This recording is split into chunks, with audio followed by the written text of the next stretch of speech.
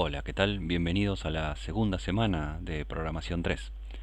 Vamos a empezar la semana, ahora ya sí, con la rutina habitual de todas las semanas, revisando la lectura que había quedado de la semana pasada. Recuerden que tenemos para cada semana, al inicio de cada semana dejamos una lectura para leer para la semana siguiente, una lectura sobre buenas prácticas de programación y empezamos cada semana revisando la lectura que había quedado de la semana pasada.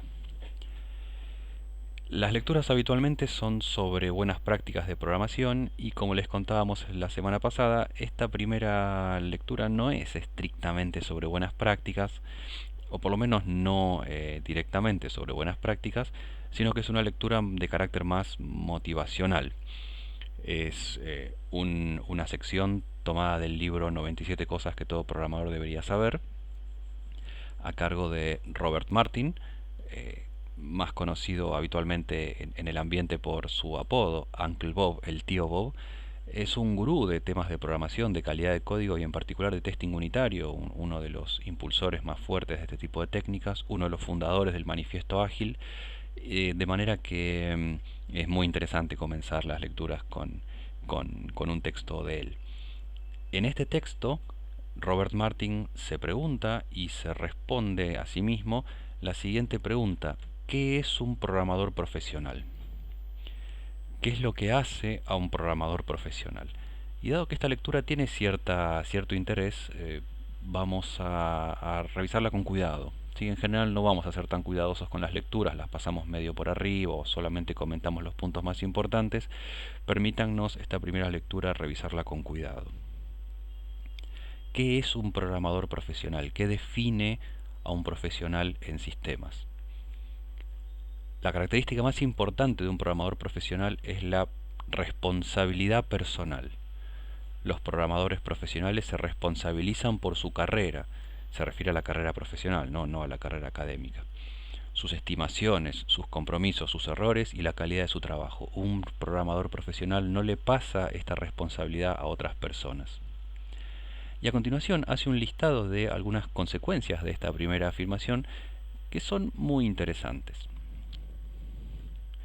Si sos un profesional, entonces sos responsable de tu propia carrera. Se refiere a la carrera profesional, ¿no? Sos responsable de leer y aprender, sos responsable de mantenerte actualizado con la industria y con la tecnología. En muchos trabajos pasa que uno empieza, especialmente cuando uno empieza en los primeros trabajos, ¿no? Que uno entra como un junior y el primer tiempo en el trabajo suele ser una capacitación. Uno incluso hasta algunas empresas hay escuelitas a las que uno asiste durante 1 o 2 meses y uno se capacita en alguna tecnología. Entonces puede quedar la sensación de que uno no necesita aprender porque los empleadores nos entrenan en el trabajo, nos enseñan lo que hace falta aprender como parte del trabajo. Bueno, el tío Bob dice, lo lamento, pero esto está equivocado. Y hace el ejemplo con médicos y con abogados. Dice, ¿pensás que los médicos se comportan de esa manera? ¿Pensás que los abogados se comportan de esa manera? No. Se entrenan, ups, se entrenan en su propio tiempo libre y bajo su propio costo. Pasan mucho de su tiempo libre o fuera de trabajo leyendo revistas y fallos en el caso de los abogados. Se mantienen actualizados y también nosotros tenemos que mantenerlos actualizados. Es cierto que en muchos trabajos uno puede tener tiempo laboral pago como parte del trabajo para aprender nuevas tecnologías o para asistir a capacitaciones o cursos de actualización. Está buenísimo y cuando sucede eso uno tiene que estar agradecido y aprovechar esa oportunidad. Pero eso no es lo estándar. Lo habitual es que uno tiene que ser responsable de su carrera profesional, no su empleador. Por otra parte, es una decisión muy importante, ¿no? ¿Hacia dónde quiero yo que vaya mi carrera profesional? ¿En qué me quiero especializar? ¿Qué quiero ser yo dentro de unos años? Y eso es una decisión que toma cada uno de nosotros, no nuestro jefe o las empresas en las que trabajamos. ¿Sí? Entonces, tenemos que ser responsables de nuestra propia carrera, mantenernos actualizados, seguir aprendiendo todo el tiempo. Eso es muy fácil ahora que estamos estudiando en la universidad. El punto es mantener este ritmo de aprendizaje continuo cuando ya hayamos terminado la universidad, cuando ya nos hayamos recibido y estemos trabajando full time en la industria y ya no estemos en un programa formal de aprendizaje como una carrera universitaria, hay que continuar con esta actitud de quiero seguir aprendiendo, me quiero seguir manteniendo actualizado, quiero saber qué hay de nuevo. ¿Sí? ¿Y por qué esto? Bueno, para poder tomar mejores decisiones sobre nuestra carrera, hacia dónde quiero ir, para qué lado quiero crecer, en qué me quiero especializar, qué clase de trabajo quiero que sea mi próximo trabajo. Y que esa decisión esté en nuestras manos y no en las manos de nuestros empleadores. Sí, eso es muy importante. Tomar responsabilidad, tomar la carrera profesional en nuestras propias manos. Siguiente. Los profesionales se responsabilizan por el código que escriben. No liberan código a menos que sepan que funciona. Que sepan que funciona significa que no tiene bugs y que además cumple estándares mínimos de calidad. Un programador profesional espera que la gente que se encarga de testing no encuentre nada porque un profesional no libera su código hasta que no lo probó de manera exhaustiva. Por supuesto, siempre puede pasar que testing encuentre algunos problemas, porque nadie es perfecto, pero como profesionales nuestra actitud tiene que ser que nuestro código no tenga ningún error. Nosotros tenemos que apuntarle a hacer el mejor trabajo posible todo el tiempo. Lamentablemente nos acostumbramos bastante a que a veces el software no funciona muy bien, se cuelga, hay algunos casos que no andan. Bueno, no vayas a esa opción con esta otra opción activada porque el software explota o hace cualquier cosa. Nos acostumbramos lamentablemente a trabajar con software que no es de muy buena calidad. Bueno, como profesionales que hacemos software no tenemos que aceptar eso. Eso no tiene que ser aceptable. ¿Se Tenemos que responsabilizarnos por el código que escribimos. Tenemos que estar seguros de que hacemos nuestro mejor trabajo. ¿Sí? Vamos a hablar bastante sobre estas cosas a lo largo de la materia. Siguiente. Los profesionales trabajan en equipo. Se responsabilizan por el resultado de todo el equipo, no solamente de su propio trabajo. Se ayudan uno a otro, se enseñan uno a otro, aprenden uno de otro e incluso se cubren uno a otro cuando sea necesario. Esto suena como medio poético, pero tiene mucho sentido. Cuando un colega se cae, los otros eh, lo apoyan, entran para apoyarlo, sabiendo que algún día ellos van a ser los que necesitan que los apoyen, que necesitan que alguien los cubra. Cuando hablamos de cubrir a alguien no nos referimos a cubrir alguna macana abajo de la alfombra, sino que nos referimos a eh, hacer el trabajo de una persona que no puede hacer su trabajo porque tuvo algún problema o porque se encontró con alguna dificultad. Es muy habitual escuchar cosas como esta. Ah, no sé, yo no sé qué hace esa parte del código, la hizo Josecito. Y como Josecito está de vacaciones, bueno, no, está bien, esa parte del código no se toca hasta que Josecito no vuelva de sus vacaciones. Vamos a hablar bastante sobre este tipo de cosas. El código no tiene dueño en un equipo. Todo el equipo es el dueño del código y a eso también se refiere esta afirmación, ¿no? O sea, ese tipo de cosas de, no sé, esto lo hizo Josecito, arreglate con Josecito, o esto no anda, bueno, que se haga cargo Josecito, y como Josecito no está, nadie se va a hacer cargo de eso. Bueno, eso no es aceptable. ¿Sí? Cuando estamos haciendo un desarrollo en un equipo de software, todo el equipo es responsable de todo el desarrollo. ¿Sí? Obviamente, esto no significa que estemos todos al tanto de todas las decisiones todo el tiempo, porque probablemente no sea productivo, pero sí estar mínimamente al tanto de las cosas como para poder, con un cierto esfuerzo o con un cierto setup, poder hacerse cargo de cualquier problema que hay en el proyecto. ¿Sí? Esto, aunque parezca una cosa como muy idealizada, es algo que mejora sustantivamente la experiencia de desarrollo, tanto en el trabajo como en los trabajos prácticos en la universidad, como en los proyectos que uno hace con un amigo, por ejemplo, para jugar. Si uno visualiza el desarrollo de software como un montón de personas que no interactúan entre sí, que cada uno hace una parte y después todas esas partes se enchufan entre sí para dar un proyecto final, primero que el resultado probablemente no sea de muy buena calidad, y segundo, que la experiencia termina siendo muy limitada, la experiencia del desarrollo de software. Uno se queda con su partecita hizo lo suyo, se conecta con el resto y medio que no se entera ni de la imagen más grande, o sea, es como a veces se dice, miramos la foto pero no la película, o sea, como que no nos enteramos muy bien de qué es lo que está haciendo todo el sistema, de cuál es el impacto del sistema, y especialmente nos perdemos la oportunidad de aprender de cosas que se hicieron con el sistema. Quizás el componente de al lado con el que yo estoy interactuando, pero del cual no tengo idea porque me dediqué solamente a mi componente, entre comillas, usa una tecnología que es muy interesante y me perdí de aprender esa tecnología. Quizás se tomaron decisiones de diseño que son novedosas en otras partes del código y yo ni me enteré de eso porque me estaba concentrando solamente en mi parte del desarrollo. En cambio, cuando el desarrollo se hace en equipo y todo el equipo es responsable de todo el código, entonces como mínimo estamos todos al tanto de las decisiones macro que se han tomado y estamos todos al tanto de la tecnología que se está usando en cada parte. Entonces tenemos como mínimo una visión de conjunto, una visión general, lo cual no solamente hace que estemos más al tanto de cómo es el proyecto, de cuál es el impacto, de por qué eso es útil, a quién le sirve y todas esas cosas, sino que además tenemos la oportunidad de aprender mucho sobre las cosas que hizo el resto de la gente. ¿Sí? Y eso también nos lleva al primer punto, a seguir creciendo como profesionales. ¿Sí? Siguiente, los profesionales no toleran grandes listas de bugs. Una lista de bugs muy grande es un sinónimo de descuido, ¿no?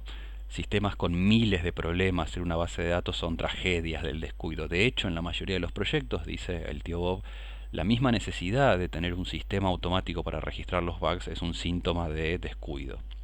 Solamente los sistemas muy grandes tendrían que tener una lista automatizada de bugs. No tenemos que tolerar que haya bugs permanentemente. Un bug tendría que ser algo escandaloso. ¿Cómo que esto no funciona? No, qué barbaridad, ya mismo lo voy a arreglar. Y que eso sea un evento de paren las rotativas, está todo mal, hay un bug.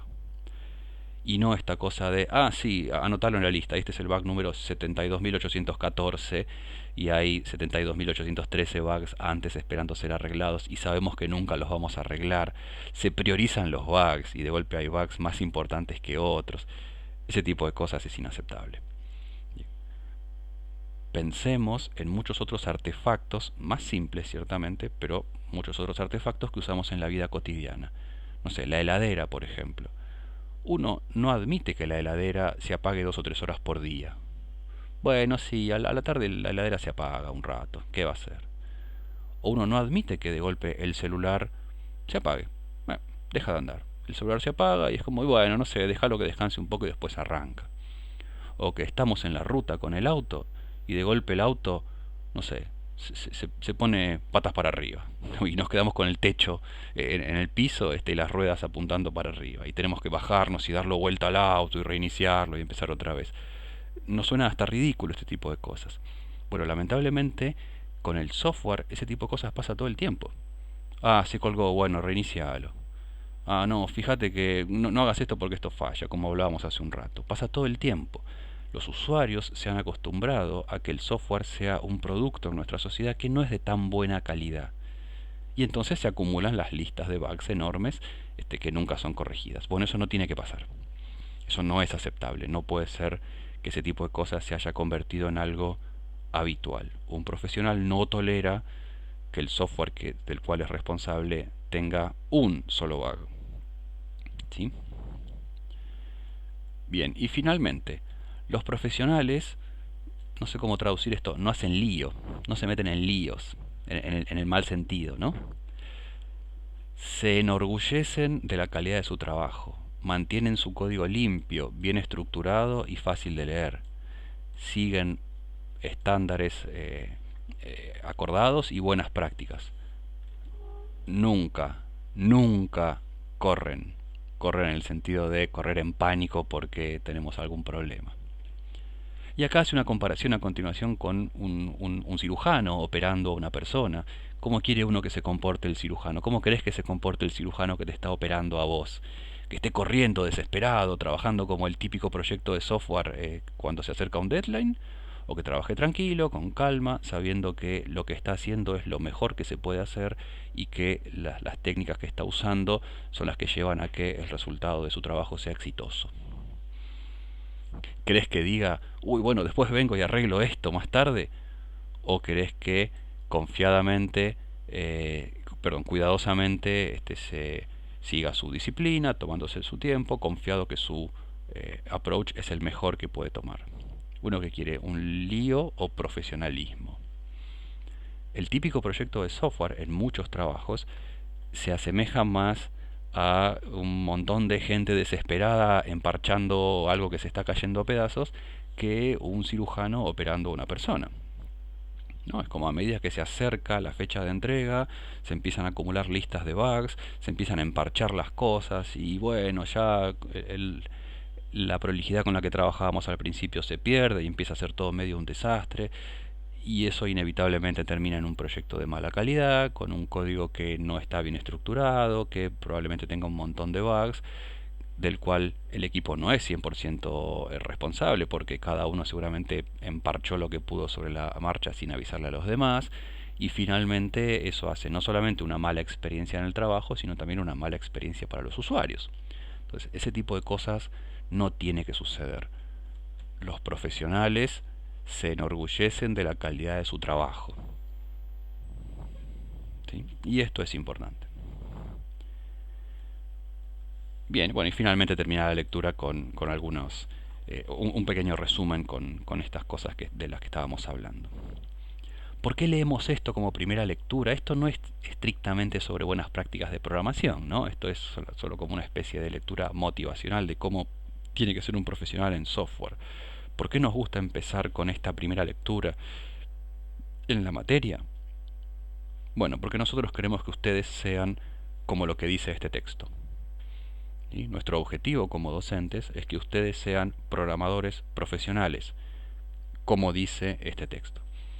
Que tengan su carrera profesional en sus manos, que tomen buenas decisiones, que se mantengan actualizados, que hagan un buen trabajo, que estén contentos, que al final de cada día, cuando salgan del trabajo, vuelvan a sus casas, digan, hice un buen trabajo hoy, estuvo bueno.